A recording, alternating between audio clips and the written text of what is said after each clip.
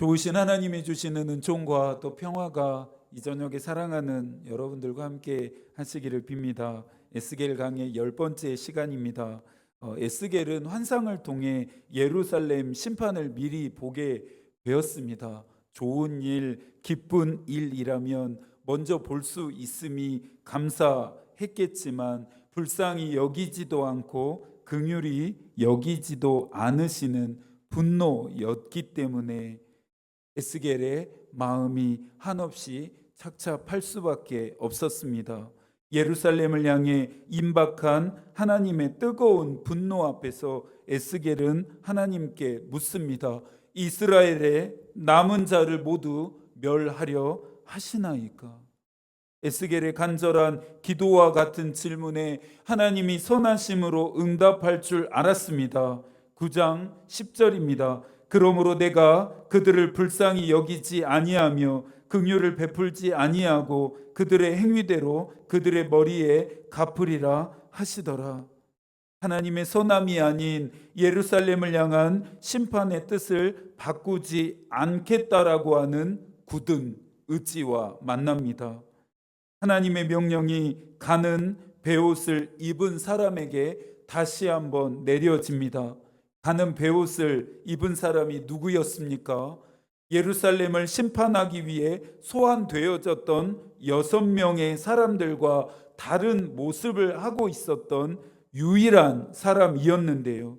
그의 독특했던 모습은 그가 해야 할 일과 연결되었습니다.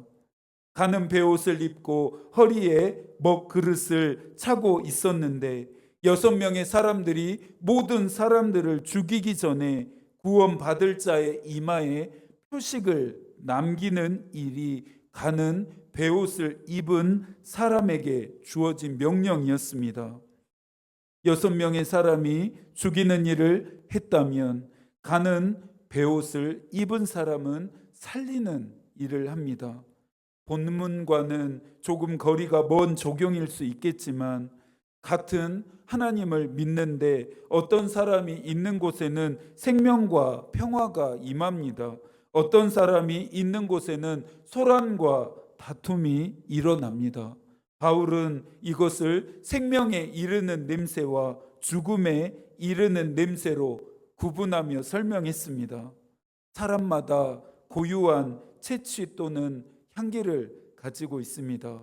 좋은 향기가 나는 사람이 있죠. 반면에 그렇지 않은 향기가 나는 사람도 있습니다. 바울이 말했던 이 향기는 육체의 향기가 아닌 영혼의 향기입니다.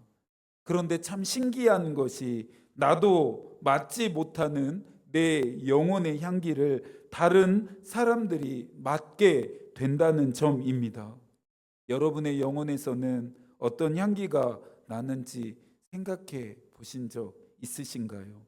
바울의 표현대로 죽음에 이르는 냄새와 생명에 이르는 냄새 중에서 내 영혼에서는 어떤 냄새가 나고 있을까요? 내 영혼에 가득 차 있는 것들이 결국엔 향기로 배어납니다. 내 영혼이 무엇으로 가득 채워져 있는지에 따라 향기가 달라진다는 말입니다. 사랑, 희생, 헌신, 선함, 헤아림, 용서와 용납, 겸손 등으로 가득 채워진 영혼에서는 향기로운 꽃향기와 같은 생명에 이르는 냄새가 납니다. 그러나 미움, 분노, 증오, 비방, 비난, 분열, 교만 등으로 가득 차 있다면 코를 찌르는 악취와 같은 죽음에 이르는 냄새가 납니다. 고린도후서 2장 14절입니다. 항상 우리를 그리스도 안에서 이기게 하시고 우리로 말미암아 각 처에서 그리스도를 아는 냄새를 나타내시는 하나님께 감사하노라. 있는 곳마다 가는 곳마다 그리스도를 아는 냄새, 생명에 이르는 냄새를 바라는 여러분들이 되시기를 축복합니다. 구원 받을 자를 구별한 가는 베옷을 입은 자에게 주어진 명령을 읽어 봐야겠습니다. 하나님이 가는 베옷을 입은 사람에게 말씀하여 이르시되 너는 구름 밑에 있는 바퀴 사이로 들어가 그 속에서 숯불을 두 손에 가득 움켜 가지고 성읍 위에 흩으라 하시매 그가 내 목전에서 들어가더라. 오늘의 환상이 머릿속에서 명확하게 그려지지 않아도 괜찮습니다. 중요한 것은 환상을 통해 하나님이 하실 일이 무엇인지를 아는 것입니다. 하나님은 가는 베옷을 입은 사람에게 구름 밑에 있는 바퀴 사이에서 숯불을 두 손에 가득 가지고 나와서 예루살렘 성읍 위에 흩으라 말씀합니다. 이 숯불은 예루살렘에 임할 심판의 불이었습니다. 불은 인류에게 유익한 것이지만 그렇지 않을 때는 모든 것을 파괴하는 강력한 힘으로 피해를 주기도 합니다. 지난 경북에서 발생했던 화재를 보면서 우리가 깨달은 점이기도 합니다. 그러면서 불은 성서에서 하나님이 엄중하게 심판하실 때 사용한 수단이기도 합니다. 소돔과 고모라를 멸하실 때에도 불로 심판하셨습니다. 소돔과 고모라가 불로 심판을 받음은 죄악의 무거움 때문이었다. 창세기 기자는 설명합니다. 소돔과 고모라를 향한 심판의 계획을 듣고 아브라함이 듣고 그 심판을 막아서 보려고 합니다. 그러나 의로운 사람 10명조차 발견할 수 없었을 만큼 악으로 물들었던 소돔과 고모라에 대한 하나님의 심판은 실행되었습니다. 창세기 19장 24절과 25절입니다. 여호와께서 하늘 곧 여호와께로부터 유황과 불을 소돔과 고모라에 비같이 내리사 그 성들과 온 들과 성에 거주하는 모든 백성과 땅에 난 것을 다 엎어 멸하셨더라. 지난 시간에도 언급했지만 예루살렘을 향한 진정한 심판은 하나님의 떠나심이었습니다. 4절입니다. 여호와의 영광이 구룹에서 올라와 성전 문지방에 이르니 18절 여호와의 영광이 성전 문지방을 떠나서 구룹들 위에 머무르니 하나님의 영광이 구룹을 떠나 문지방으로 옮겨갑니다.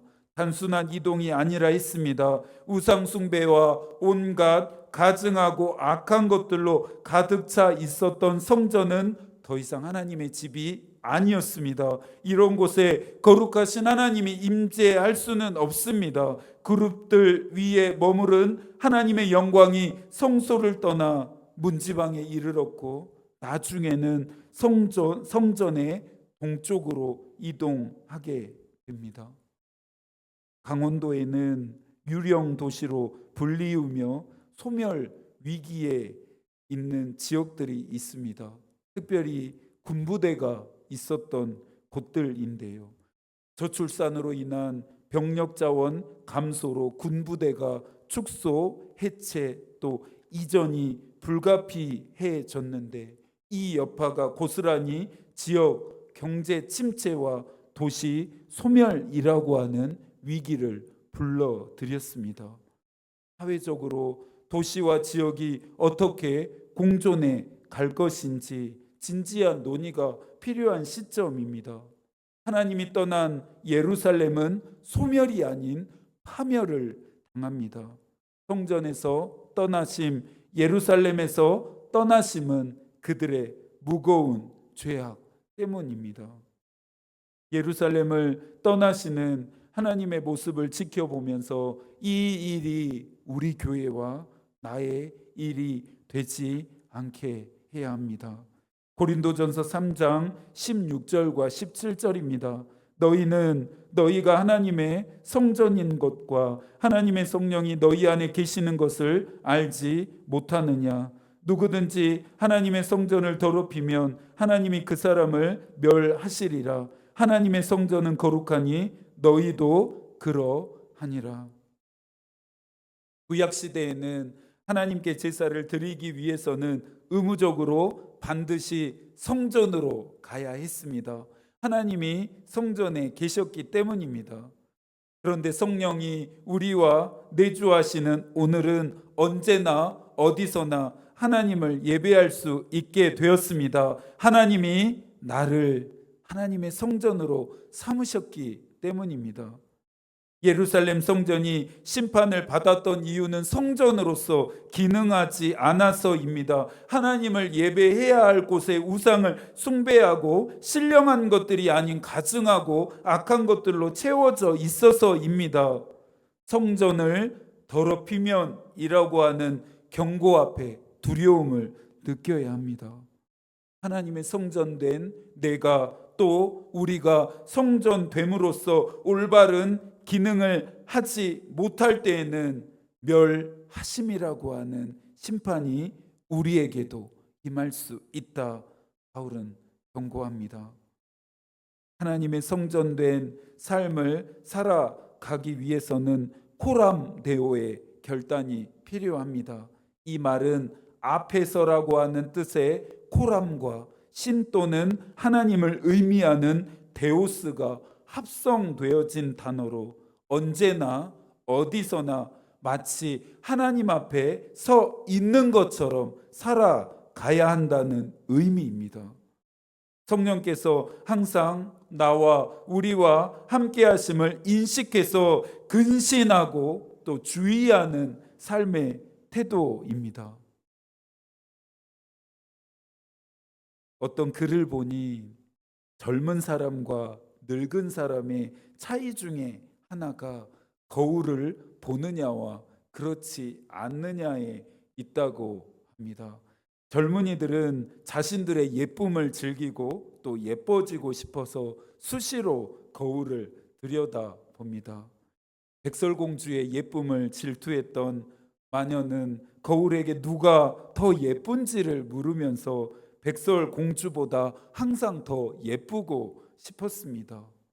예쁘고 싶은 마음은 젊은이들의 당연한 욕망입니다. 그런데 늙은 사람들은 거울을 잘 보지 않는다고 하는데요. 그 이유가 참 재미있기도 하고 참 먹먹하기도 합니다. 늙어버린 자신의 모습을 이제는 외면하고 싶고 삶의 변화와 죽음에 대한 심리적인 불안을 느끼기 때문이라고 합니다. 이것 또한 자연스러운 일이겠죠. 그래서 늙은 사람들은 누가 더 예쁜지에 관심을 두지 않습니다. 코람데오는 거울에 내 모습을 비춰보는 것처럼 하나님 앞에서 내 삶을 점검하는 것입니다. 가증하고 악하다 여기시는 마음, 태도, 행위가 있지는 않은지, 나를 떠나실 만한, 나를 멸하실 만한 더러움이 있지는 않은지 돌아보아야 합니다. 한 목사님이 한국 교회에 일으키려고 했던 경건 운동인 예수와 동행하기입니다. 하루에 얼마나 예수를 생각하십니까? 예수가 비추시는 진리의 빛이, 은혜의 빛이 여러분의 삶에 어디까지 들어오고 있습니까? 요즘 사랑하는 교우들을 위해 더 많이 기도해야겠다는 책임감을 느끼고 있습니다.